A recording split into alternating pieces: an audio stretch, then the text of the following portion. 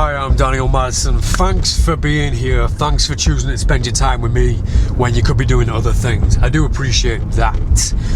I didn't actually intend on filming today while I'm driving, but I've got my cameras with me. I'm out running a few chores and something was on my mind that I wanted to talk about, so here I am. Now I've got the AMA coming up soon, and I did mean to do it a lot sooner than this. Ask Madison anything.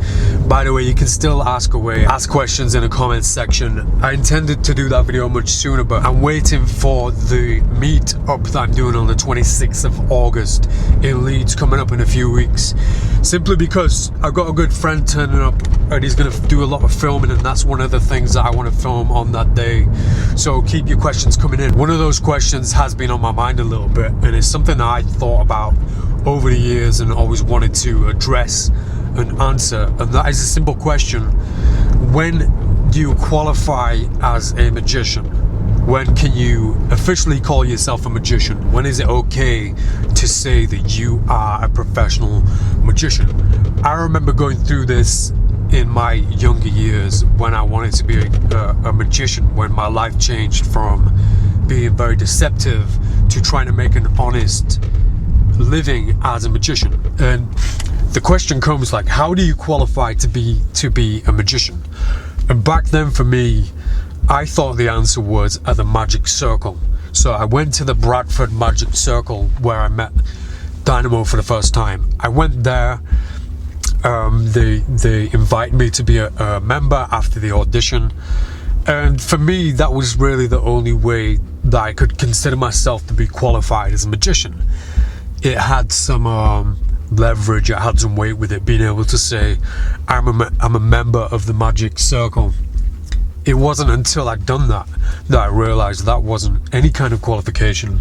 I only went to the Magic Circle twice, I think. I didn't enjoy myself there. I didn't have a good time. I thought there'd be a lot of respect there. There wasn't. I'm sure everybody else and people who are members of the Magic Circle have good experiences, but I just felt it wasn't a good experience for me. I don't want to talk badly about the Magic Circle because they do a lot of good things and positive things for the magic industry, but certainly after my encounter I didn't really feel like I was welcomed there for a few different reasons. I think Dynamo's even talked about that as well. I don't want to get to it in this video. And saying that, I'm sure that a lot of people do the same thing, like they consider being a part of the Magic Circle a qualification. That is the way that you qualify yourself as a magician. It wasn't for me, and I figured out the hard way. I figured out by actually doing that and joining the Magic Circle that that's not how you qualify as a magician. So if not that, what then qualifies you to be a magician, or to be able to call yourself a professional magician?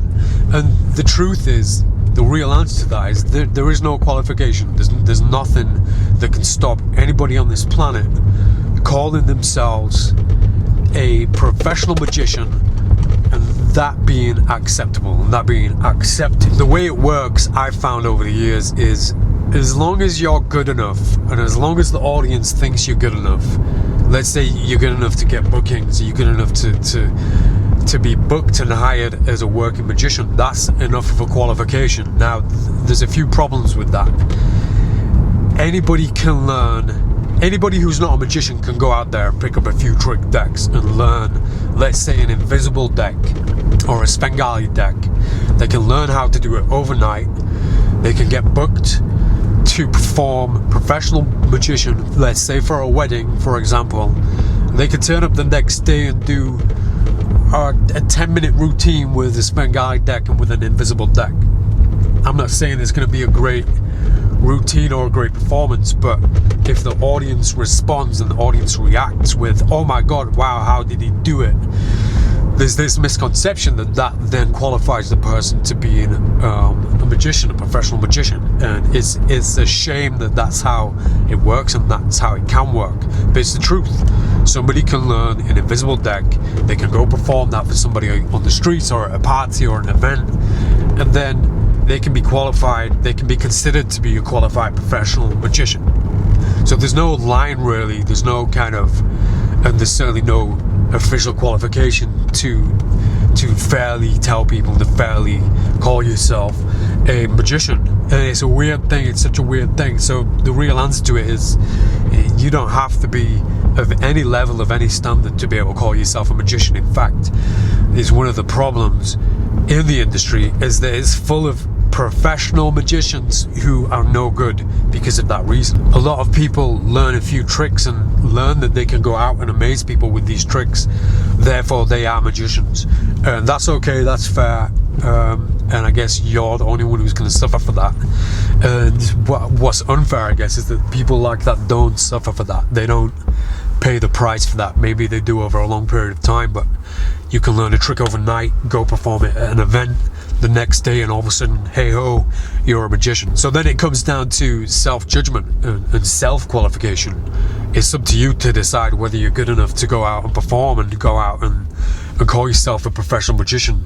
And even that's not fair, because maybe in the earlier hours of your learning, in the early days of your working life as a professional magician, you're not qualified enough to make that judgment. You need a professional to tell you that. But then in saying that, a lot of the professionals, they became professional magicians in the very same way. So arguably a lot of professional magicians aren't even professional magicians. So then I guess it becomes kind of an industry decision, or a judgment that's made by the industry or the magic community or friends or colleagues. And then even that's a little bit skewed, a little bit strange, because who's to say that these professional magicians are professional magicians? And I guess the only judgment that we can make on that is by looking at these magicians and looking at how they perform, how professionally they perform, how well they perform, how they are as performers in terms of how skillful they are with sleight of hand and the way that they handle their magic and perform their magic, and also performance itself as a whole. Anybody can be an amazing sleight of hand artist. Not anybody. People can become amazing, incredible sleight of hand artists, but be terrible performers, and vice versa. You can have some incredible performers who are terrible at sleight of hand. And it's a really weird subject. It's a really kind of strange thing, because if there was a qualification system and like a system and a group of people who did decide, what's the word, like a governance, I guess, a government that decided, a group of people who decided, yes, this person's a magician, no, this person is a magician.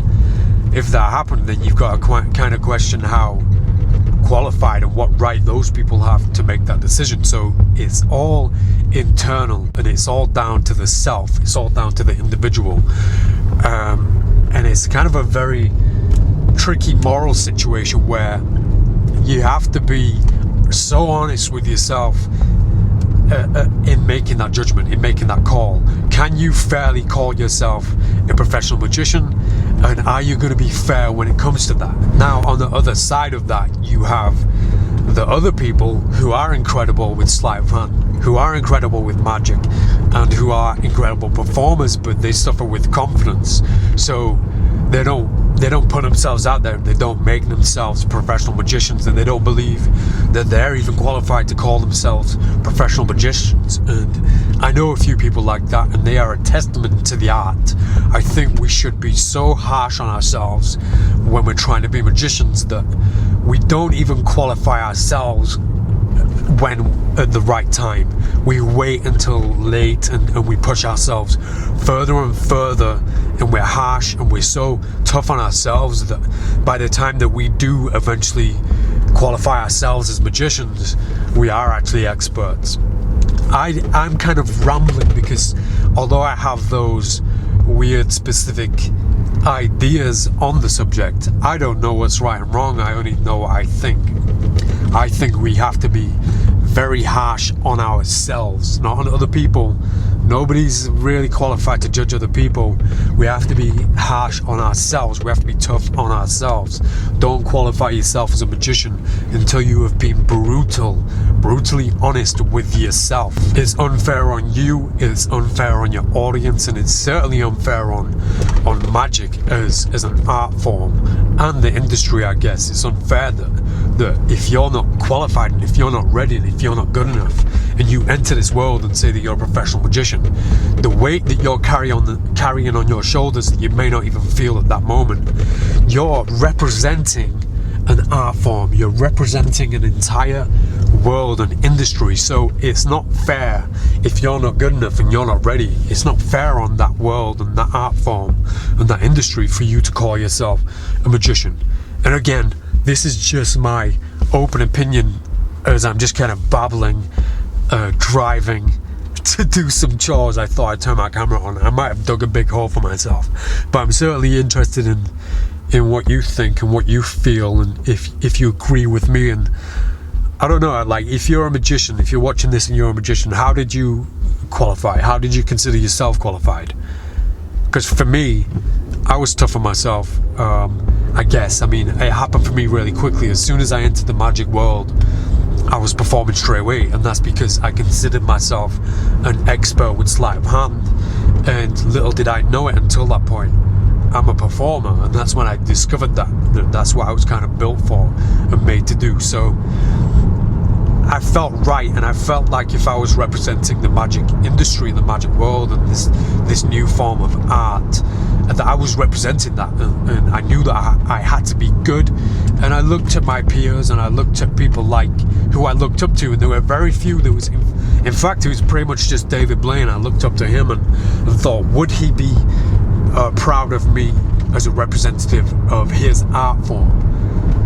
And I was honest and harsh with myself, and not being arrogant, but I knew I was ready. I knew that he would look at me and think, yeah, this guy's a good representative of magic, of the art form. So maybe that's a good way of doing it. Maybe that's a good guidance system. Look up to your peers and ask yourself, would they qualify you? Would they say that you're good enough?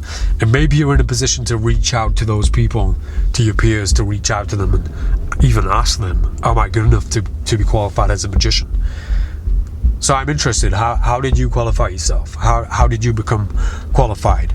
So use the comment section in this video. I genuinely am interested in finding out how most people become qualified or consider themselves qualified. I think it's a very interesting topic to even just think about, you know. So I'll leave you with that. I will be back soon. I have quite a few updates, and I'm gonna go make a video updating you all on the 26th of August, my first ever meetup in Leeds in the UK.